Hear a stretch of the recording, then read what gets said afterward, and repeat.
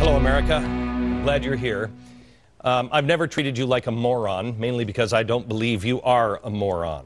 And because I believe those things, I don't always take the time to fill in the blanks on what I believe you already know, or it is your responsibility as a citizen to find these things out. My comments, because of this, are routinely taken out of context. The irony is, of course, it is done so by people who do think you are stupid. People like Howard Dean, who recently admitted as much. Listen to this. What I think I would do is, first I would bring back the fairness doctrine. So you couldn't have the spectacle of a Fox Flues, which just makes stuff up and is a propaganda outlet. You'd actually have to have some sentient human beings talking to the other side. And it would serve, MSNBC would have to do the same. They'd have to have some conservatives on there too. I think that's much better for the country. Americans don't know what's going on, and therefore the media can have their way with them intellectually. I would ask Mr. Dean to help me out on what is it that we make up. I would ask you to just take a moment here. Do you really believe that I could, or anybody here at Fox News, could just make things up and remain on the air? No. You're not a dummy. I do expect you to know what's going on, because nefarious people will have their way with dummies. And I guarantee what I will say tonight will be taken out of context. Listen carefully. Do your own homework. There is no other television show, the reason why we make ground, there is no other television show, I think, in the history of news broadcasts that has a 20-minute monologue like I do. I can lay an awful lot of stuff out in 20 minutes. And they can chop it up any way they want and play 30 seconds of it and make it into anything. Here's Howard Dean calling for a fairness doctrine to return, and then some, so the government can force sentient human beings to be put on the air. I have warned you that there will come a time when radicals see an opportunity to take us, nonsentient human beings, down, and they will dogpile. And when that happens, the ends will justify the means. And you won't be able to trust anything. How long ago did I tell you everything that you thought you could count on, you will not be able to count on? Everything you thought was solid will be liquid, and vice versa. Now is the beginning of that time. When you watch the coverage on the WikiLeaks story, I don't want you to go with the media storyline. It's not enough. They're not telling you everything. They're not even asking the right questions. It is not as simple as they are making it out to be. These are tough adult questions that need to be asked. The media has boiled it down to this. The guy who leaked the information, bad, punish him. Shout them down, shut them down, put them all in jail. Well, you know what? He probably should go to jail, and probably tried for treason. But that, to me, is not the important part of the story today. We need to look into this story deeper. What is it that he has released? Really, what has he released? Let's start with that and then ask some questions. Well, what did he release that we didn't already know? You tell me. Here's one thing that was released. Iran smuggled arms to Hezbollah during Hezbollah's war with Israel. I knew that. I talked about it on my television show and my radio show. I was called a fearmonger for doing that. The leaks showed that North Korea supplied Iran with a cache of advanced missiles based on a Russian design, much more powerful than anything Washington has publicly conceded that Tehran has in its arsenal. Did you know that? If you watched the show, you did.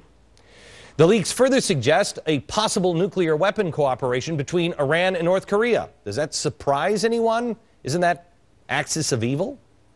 The leaks also showed China is conducting computer sabotage.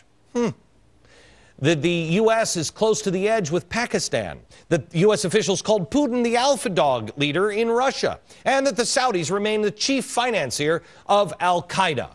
Oh, and by the way, they also tried to get us to attack Iran because they were fearing for their own butts, getting into the crossfire of an Iran-Israel showdown.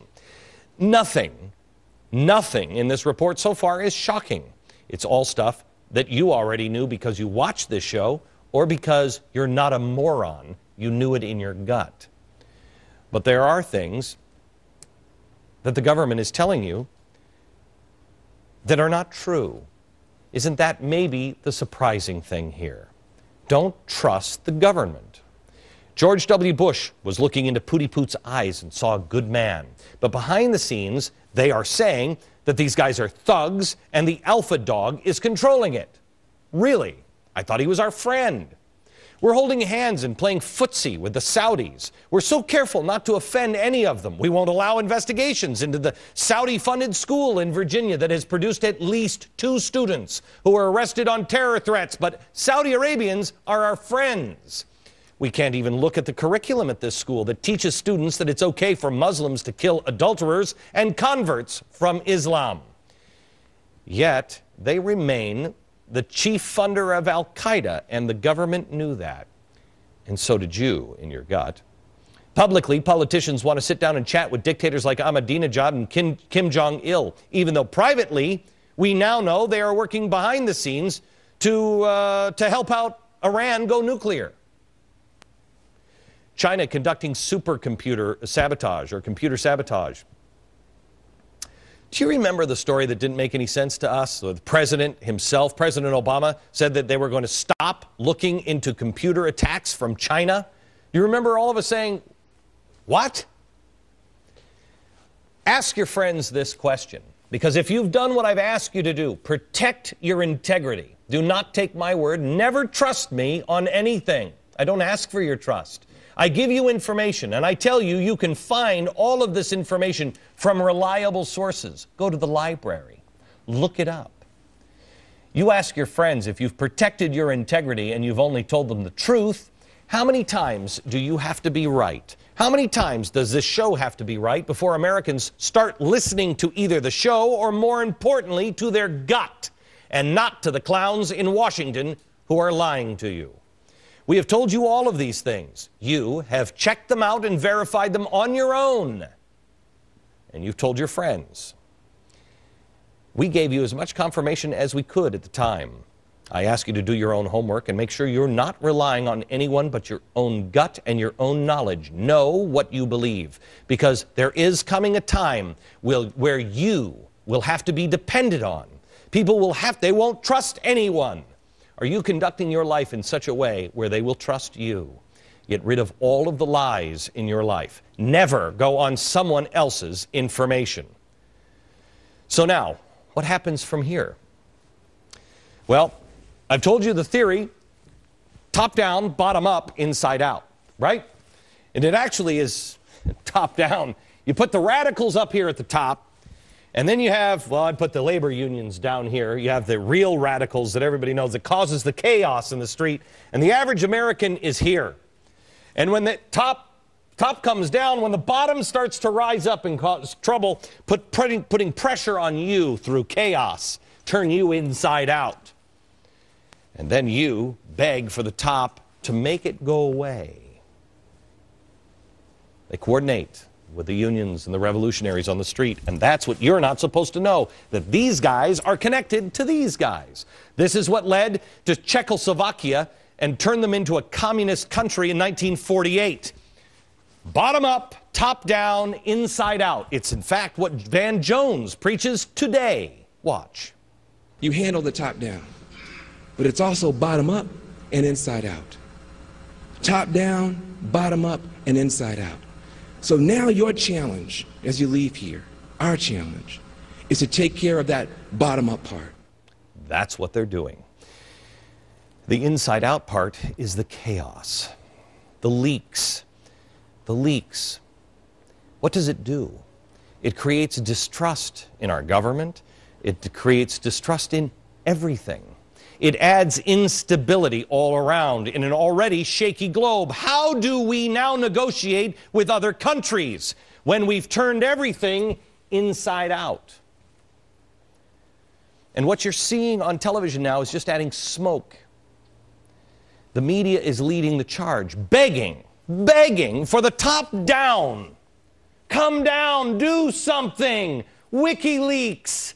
WikiLeaks is coming up. Stop them. Don't. Before you beg for someone to step in, let's take a deeper look at who these people are. And we're just beginning to scratch the surface. The WikiLeaks guy, who is he? He's on the bottom. Is he in league with anyone? Well, let's start with the private who leaked the information. to WikiLeaks. What do we know about him? He's a 22-year-old intelligence analyst, Bradley Manning. Well, let me show you some of his supporters, because his supporters are very, very, very interesting. First of all, you have Code Pink, whose other endeavors include supporting the terror group Hamas. Remember the flotilla? Yeah. Wait a minute, the flotilla was Bill Ayers, Code Pink, Bernadine Dorn. Oh yeah, and they're all connected to these guys. That's right. Then you have Noam Chomsky. He's the anti-free market, let's call him a communist because he is. Then you have the anti-free market, Cuba-loving Michael Moore, the America-bashing radical leftist Daniel Ellsberg, and of course, MDS. Now, what is MDS? MDS sounds an awful lot. Oh, look at the logo. MDS is SDS. This is the adult counterpart of SDS, the violent student group started in the 60s. Started in the 60s. Oh, yeah. Started in the 60s by this guy. Then you also have the Answer Coalition and Veterans for Peace. Now, these are the people who just support this guy. What a coincidence. It's a real coincidence, because if you look at the groups involved with this rally,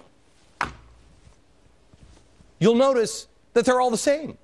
Code Pink, Veterans for Peace, Answer Coalition. And you know what's really strange about that is they got their funding from the Tides Foundation. And the Tides Foundation gets much of their funding from George Soros, which is weird, through OSI. Oh, by the way, this guy, the guy who founded SDS, he runs OSI for George Soros. Isn't that weird? Now, Manning expected fallout, and here's how he predicted it and described it. Quote, everywhere there's a U.S. post, there's a diplomatic scandal that will be revealed. It's open diplomacy, worldwide anarchy in CSV format. It's ClimateGate with a global scope and breathtaking depth. It's beautiful and horrifying. Now, for those of you who don't know what CSV is, because I didn't, it's a computer file format. How many people do you know describe worldwide anarchy as, quote, beautiful and horrifying? Well, these people do. There's one circle of radicals who view the world in a similar fashion. The man behind the WikiLeaks page and all of these leaks, currently hiding out in Britain. You know who his attorney is? Okay, here's the guy who's running WikiLeaks. And that's his attorney, Mark Stevens. Mark Stevens is so weird.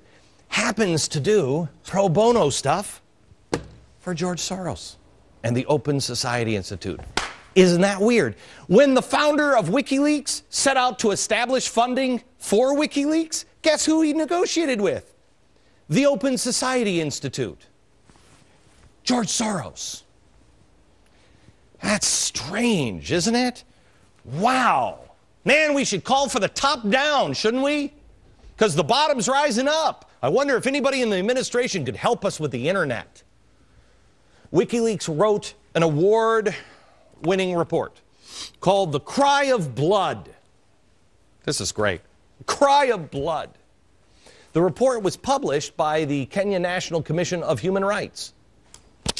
George Soros. WikiLeaks once listed Soros-connected Chinese human rights leader as one of its advisors. Well, I say once listed them because they've scrubbed the website. Oh, too bad for WikiLeaks and George Soros and everybody else. Too bad we have watchdogs that printed everything before it was scrubbed from the web. Oh. I want you to listen carefully, because this monologue is going to be taken out of context. Here's what people are going to say. Glenn Beck says George Soros is behind WikiLeaks.